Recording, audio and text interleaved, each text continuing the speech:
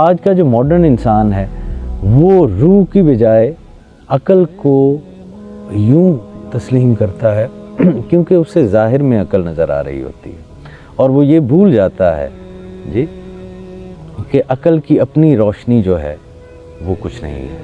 اب عقل کی ایک اپنی فزیولوجی ہے جی، عقل کو جو کچھ مل رہا ہے وہ اسی کے اوپر ہی آپریٹ کرتی ہے، اور وہ مسلسل آپریٹ کرتی ہے۔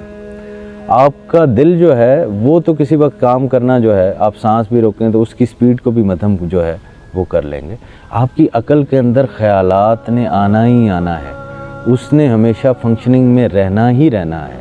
تو جب اس کو خوراک نہیں ملی ایسی جس سے اس کی نشو و نما ہو، تو جو بھی اس کو خوراک ملی اور وہ جتنی دیر رہی اس نے اسی کو کھانا ہے، اب وہ باسی ہوتی گئی۔ عقل نے اپنے دانت اسی کے اوپر گاڑے جو ہے وہ رکھے، اور پھر اس سے ساری کی ساری جو ہے وہ انسان کے ہاتھوں جو ہے وہ خباستیں جو ہے ان کا ظہور جو ہے وہ ہونا شروع ہو گیا۔ انسان جو ہے وہ پھر جانور جو ہے وہ بنتا چلا گیا۔ اب عقل کو تسلیم کرنے والے شاید ہائیڈروجن بام کو انسان کی عقل کا بہت بڑا جو ہے وہ اس کی اچیومنٹ جو ہے وہ سمجھیں، لیکن اب آپ مجھے بتائیے کہ یہ کوئی اچیومنٹ ہے جی کہ آپ ساری چیز کو ہی جو ہے وہ تباہ کرنے کے اوپر جو ہے وہ اترے ہوئے ہیں؟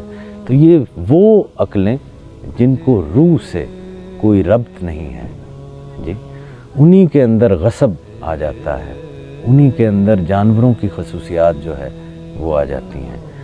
تو سلوک جو ہے وہ ایک شعوری سفر ہے، ایک جانور کے شعور سے شروع ہونے والا، ایک نفس امارہ سے ایک کہانی کا جو ہے وہ آغاز ہوتا ہے، اور پھر وہ شعور کی بلند ترین سطحوں کے اوپر جو ہے وہ چلا جاتا ہے۔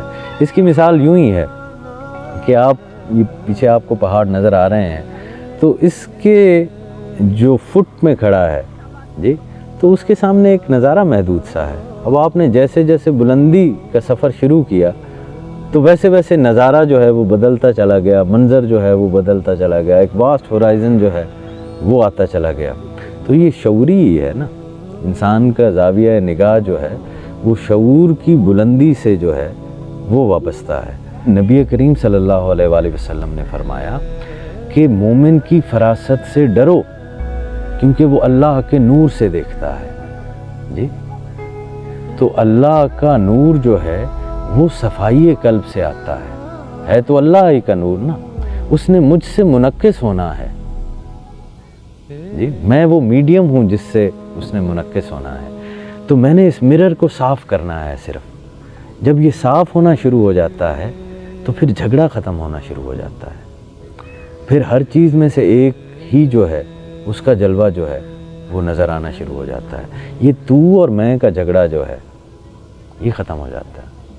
دریا میں قطرے کی مانند گم ہو جاؤں، اپنے آپ سے باہر نکلوں تم ہو جاؤ۔